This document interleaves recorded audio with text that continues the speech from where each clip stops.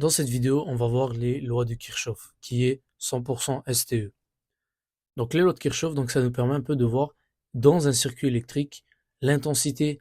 Est-ce que les différentes intensités c'est la même chose? Est-ce que c'est différent? Même chose pour la tension, même chose pour la résistance.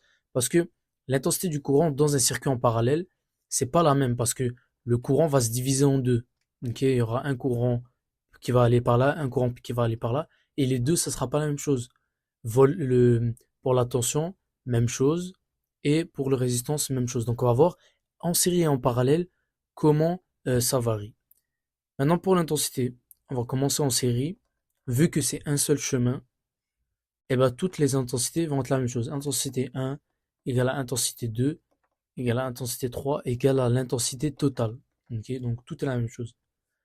Alors qu'en parallèle, c'est différent, vu qu'il y a, comme je l'ai dit tantôt, il y a différents chemins, donc le courant se divise et tout ça, donc euh, pour trouver l'intensité totale, ben, il faudra additionner les intensités. Ok, plus intensité 3. Donc ça se peut que vous ayez juste deux intensités, hein. Donc le principe, c'est juste le nombre d'intensités, on les additionne et ça nous donne l'intensité totale. Maintenant, on va passer à la tension ou la différence de potentiel.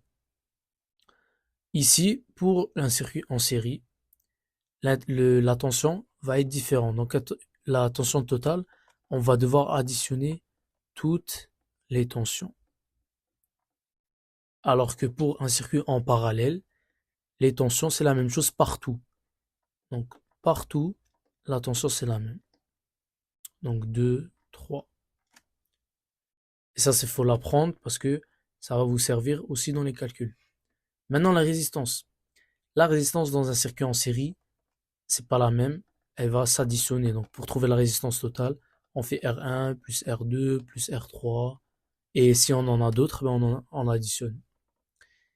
Et en parallèle, ce qu'on va faire, c'est qu'on va faire sur 1 sur R1 plus 1 sur R2 plus 1 sur R3 et ainsi de suite. Donc 1 divisé par R1 plus 1 divisé par R2 plus 1 divisé par R3. Maintenant, ceux qui veulent éviter de faire tout ça, vous pouvez juste faire 1 sur R1 plus 1 sur R2 plus 1 sur R3 exposant moins 1.